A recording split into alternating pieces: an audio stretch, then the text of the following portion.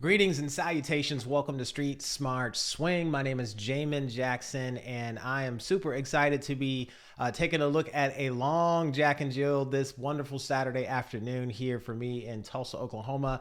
I'm glad that you're joining me. This is going to be a little different since it's such a long Jack and Jill. I want to look at it and just kind of give you guys my more philosophical approach to swing dancing and what I see these dancers doing in their approach to swing dancing. So this is going to be a bit of a competition judgment plus a little bit of swing dance philosophy per requests of many of my students out there. I love diving into the mentality of how people approach executing this technique, and sometimes you can learn a lot from that. And a lot of times you can't really discern what they're thinking about. And most of the time for me, it's fun being able to speculate what's going on through the dancers' minds, but also being able to extract wisdom from their approaches. So let me put my headset on real quick and we are going to jump right into this. Okay, so ILHC, first all skate. We got a lot of familiar faces I see here. I've danced with many of these dancers.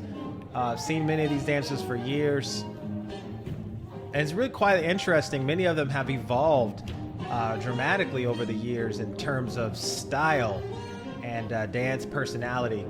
And some, on the other hand, have just remained constant and really have refined what they've done so well over the years. And I love that. I love that diversity, that dichotomy between innovation and craftsmanship. So let me just give you who I'm liking so far. You know, with dancers that have this kind of skill and clearly know how to do the dance, I look for nuance. I look for nuance. Many of these dancers are way more experienced than other ones, but they all are at a certain level now where it merits watching them all kind of work together. Again, I always boast and say that Lindy Hop isn't very complicated. It's first in America and many other places the business, so you don't make money unless you make a lot of lessons. But the reality is if you can look at it for what it is, there are some basic principles that make it work. If you guys want more information on that, check out some of my courses. I put that out there for you guys. But understanding these concepts is the first step. Then making it interesting and making yourself stand out without losing the technique of it, that's hard. Okay, here we go. I love this song. Okay, you guys know me. I don't like when dancers separate when it's a couple dance, so hopefully they don't do that too much. So these two, this looks like Jerry Foot. What I love about so far what I'm seeing, this is a very smooth, elongated connection with their partner. So there's a lot of stretch in the movement. So the movements are quite predictable and they flow and they feel very loose and silky. There's not a lot of rigidity in the movement. And as you can see, the rhythm section in the music, the upright bass, the drum set, the strum guitar, in many cases, you can tell the dancer is just basically visualizing what it is that we're hearing. And so a lot of these, I like to call these dancers like rhythm dancers, like really fundamental, where they're pulsating on every single beat. Okay, we got Josh and Laura. Oh, some of my favorite. Love Laura. Man, she's one of the best, guys. If you've never danced with this dancer, you are missing out on a true gift to this art. Okay. She's so dynamic in so many different ways. She understands rhythm dancing, a lot of elasticity with her movement, but there's something special about her because she can vacillate between pulsating on every beat and coming to a complete stop.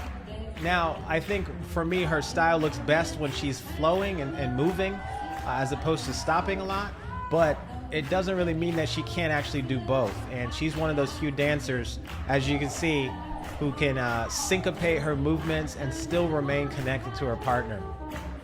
Now, Josh is just full of joy. I love watching him, that big smile of his. I love the fact that He's so young and he has so much more to contribute to the art form if he just continues to stay in the game.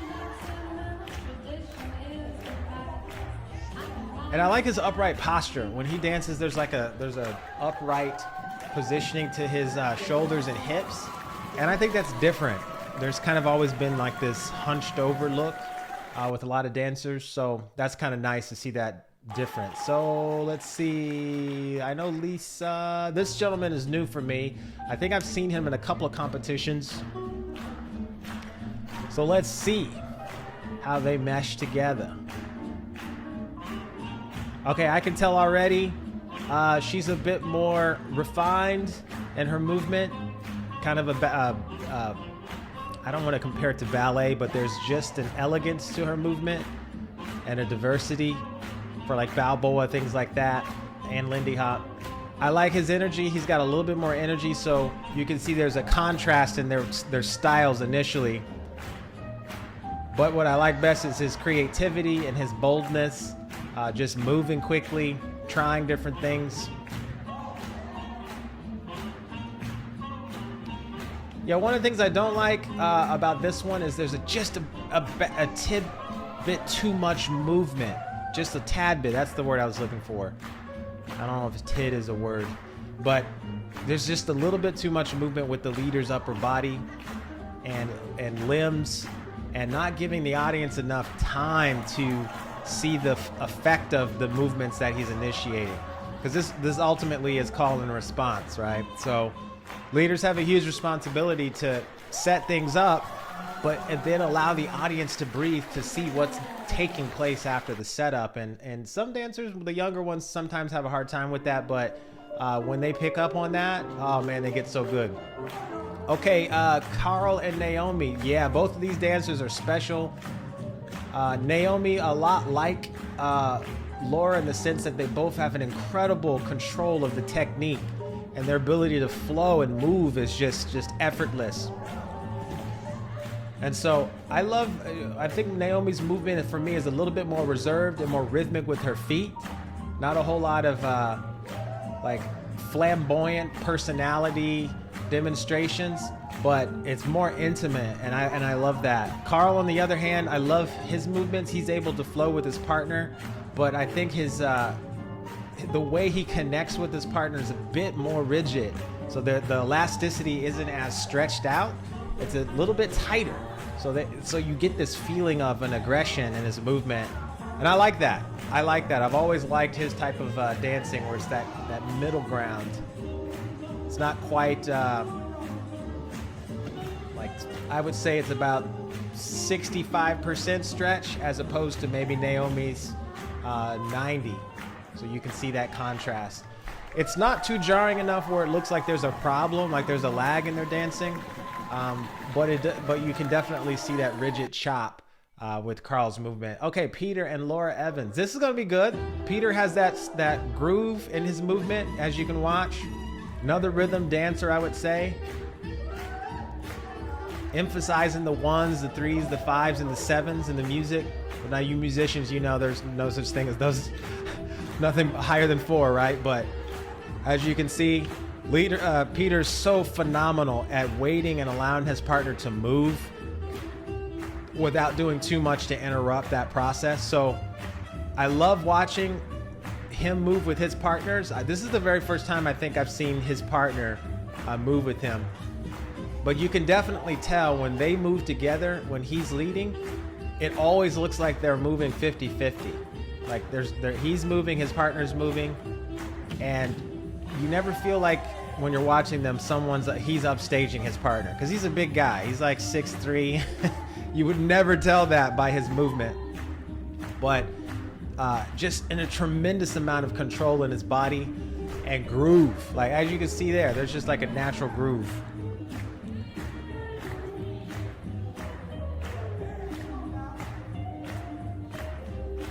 So you see what I mean? Like, they both are flowing together.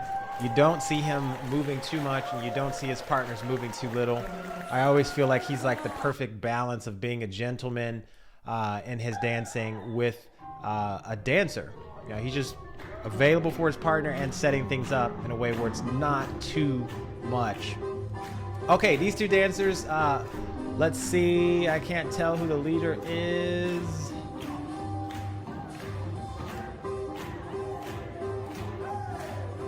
Okay, this is an example, again, where the leader has a lot of energy, a lot of movement.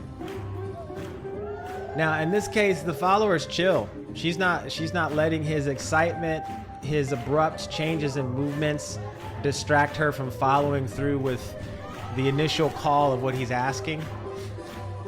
And sometimes when you see situations like this, you might think that the leader isn't as good as the follower, but in many cases, it's just a situation where the leader is moving too much. He is giving a clear message.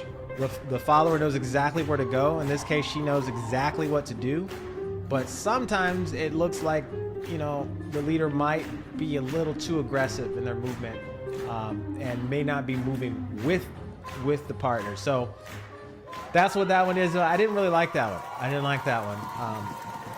It's just weird how the tone is. Sometimes the leader can set up the tone and it works, and sometimes it doesn't. Okay, Todd and Grace. Yeah, both these dancers are phenomenal. Grace is world class. I've worked with her for years. Todd is probably one of my top 3 swing dancers of all time. So let's see how they work together. Okay, both of these dancers are phenomenal technicians. They understand the technical aspect of Lindy Hop. So you're not going to really see any weaknesses there. This is just going to be a matter of preference, of how they want to move together. Now with Grace, she's a diamond. She's phenomenal. She's one of my favorite dancers to work with in terms of technique. She's got so much fluidity and control. She's really like an accountant for dancing. It's amazing. And Todd, on the other hand, when I watch him, he has some of the same strengths that Peter has in terms of control with his partner, but his body positioning is a bit lighter, so he doesn't look as heavy when he's moving with his partners. And since his legs are so long, he loves to, when I watch him, exaggerate leg movements and arm movements, lots of turning and lots of creative leading. So as you can see, he's doing things that you can lead and follow. And I would say he's probably one of the more premier dancers in the world that can make social dancing look like a performance, as if it was really choreographed. He's just that skilled. Both of them are just that skilled. I think that was my favorite one in terms of just social dancing. Now Brooks, wow, this is another leader I love. He's so underrated, so underrated. Now for me, he's another example of a rhythm dancer, pulsating on most of the beats of the rhythm section. Lots of elasticity with his movement. Not a whole lot of movement from the leader's upper body, which I love. It's a lot of control.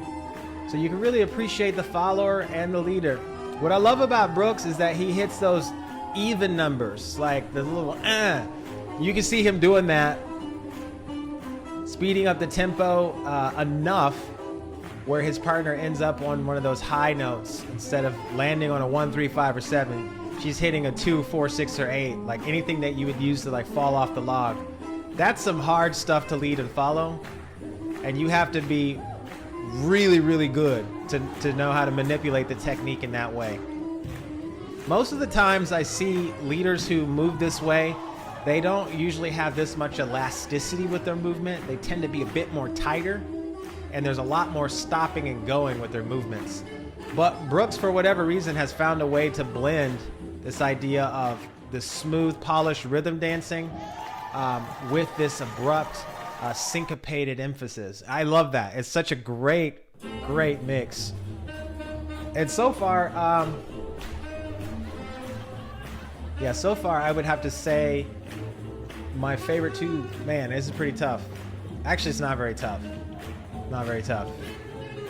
I can tell you the ones I didn't like pretty clearly, but the ones that I really liked, it's not really tough at all for me to discern.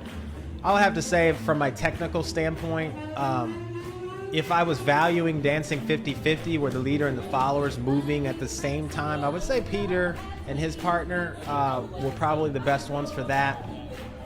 And again, that's just a bias on that because I've seen him dance a long time.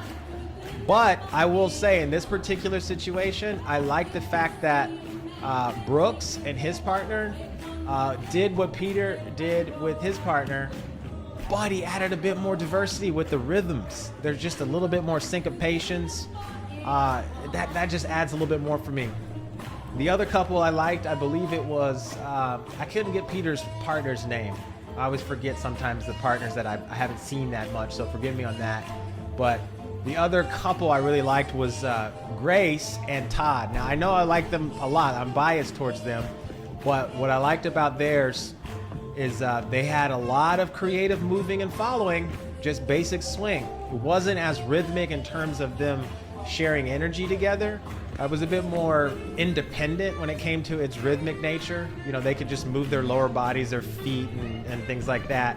And you could tell the technique wasn't really diversified in terms of how they were moving and manipulating the technique together.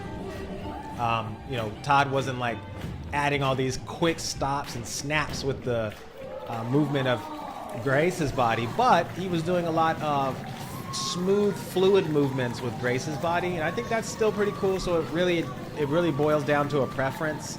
I think the most difficult leading and following was probably Brooks and his partner, simply because Brooks was not just doing the syncopations with his feet with his partner, but he was diversifying the energy with his partner. He was adding like quick intensity changes with his partner, and she had to respond to that. And in doing so, you either nail it or you don't. I mean, it's a really, really high risk type dance style. And yeah, he nailed it most of the time. I did notice that one time they got kind of disconnected. That's okay if you can nail it. That's fine for me when people get disconnected and then they just kind of improvise a little bit and then they get back together. I just don't like it when they just start off being campy and silly and separating just for separating's sake. But yeah, I digress. So anyway, for me, the order was probably, my third place would probably go to Peter and his partner. My second place would go to Todd and Grace. And then the first place I'd have to go to Brooks and his partner. That's my order on this one.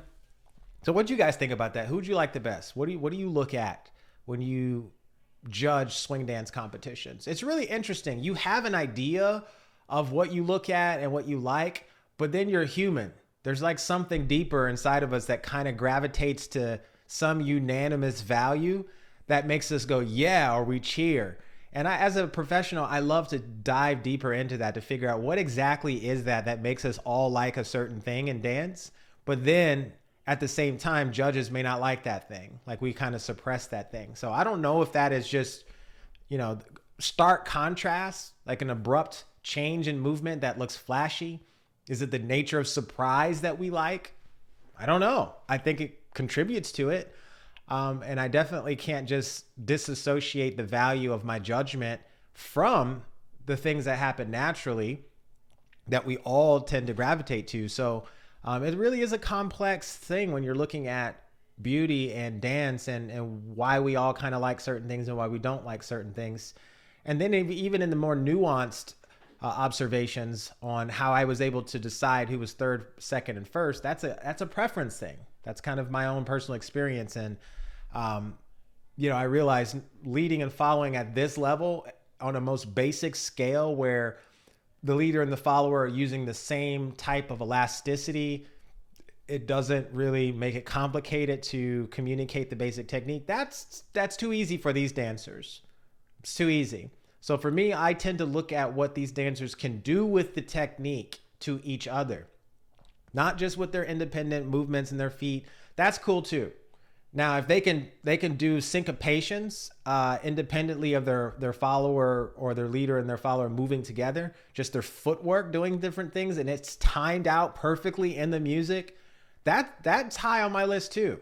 I like to see when the magic happens, when the music and the dancers create something that we all respond to in the audience that really is a mirror of what we're hearing and what we're seeing. And I love seeing that. And so sometimes that's just a matter of luck and timing, but those moments when it's not luck, where I know the leader is leading something that's easy, but then they add a bit more of a aggressive intensity change in hopes that the follower can respond and nail a certain point of movement where they stop or continue moving to the music and it still work out. That intentionality for me is much more valuable than the luck of timing of doing things with your footwork. So that's probably why I made Grace and Todd second place as opposed to them moving in first place. Because yeah, they were doing some really cool movements that look really neat, but I know that there wasn't really any diversity in the way the technique was used between each other. It was just fluid the whole time. So, all right, guys, that's my thoughts on this one. What did you all think about this competition? Who was your favorite? Why did you like them? Let me know. I like to dive deeper into it. If you guys haven't started doing the Jack and Jill competition, you should. You should do it. It's a terrifying proposition to put yourself out there and see what you can do under pressure with an audience watching, and especially with the internet. I mean, this stuff's out here forever. You know what I mean? And so to kind of put all of that behind you and put yourself just in the moment to see what you can do is a daunting task for anybody. But eventually, as you continue to do it, you get comfortable like craving that pressure, and something actually births out of that. Something creative and new and fresh changes inside of you and stretches. And I think that ultimately is just as valuable as winning a trophy, winning first or second, third place. You know, I think those things you kind of forget about, but the feeling and the lessons that you learn from putting yourself out there and thinking that you could not achieve something and then having incremental successes, that's an immeasurable value that I think a lot of people need to experiment with. So if you haven't done it, just get out there and do it. Just try it. It won't kill you. Yeah, if you guys need the tips on what I'm talking about, this idea of there is a foundation of how swing dancing works, check out my school. I really dive deeper into this concept so that people can have a unified way of talking about it, number one, because there's so many different ways to do swing dancing and to talk about the thing that we all can do differently. But I haven't heard a lot of people explain it with a concise vocabulary. So that, like in mathematics, there's so many different ways you can say the same thing, but yet it can confuse a kid if they don't understand what you mean by saying certain words. And so, yeah, I spent a lot of time like deconstructing this and really just making it easy for people to understand the thing I deem really easy. Like Lindy Hop is easy once you understand how simple these principles can be that will allow you to do the fundamental thing so that you can get that out of the way and start creating art, like really getting into it. So I love doing that. And right now I'm trying to deconstruct jujitsu. That's a whole nother thing I'm doing right now. And that's a whole nother game of chess, human chess. And it's fun. And I'm still having a same kind of journey that I had initially with Lindy Hop, trying to figure out like, how does this thing work in a very elemental way? What's mandatory? What isn't? What's objective? What's subjective? How do we do this? And so if you're interested in that, like I said, check out my school. I've got a lot of great resources, tons of courses out there for you guys to mature, to put yourself out there in front of an audience to help yourself grow. So let me know what you guys thought about this competition. This was a pretty good one. I didn't feel like there was a lot of pressure. It seemed like the venue wasn't very big and there wasn't a whole lot of people there. So sometimes those are more fun to watch because people are just a tad bit less stressed. And they don't feel like they have to try to impress everybody. So you kind of get a snapshot of what they've been working on recently and just how they feel and what they're good at. So I like that. So let me know what you guys thought about this competition in the comment section below. Who do you think was the winner and why? If I don't see your comments below, hopefully I get a chance to see some of you in my class online. Take care.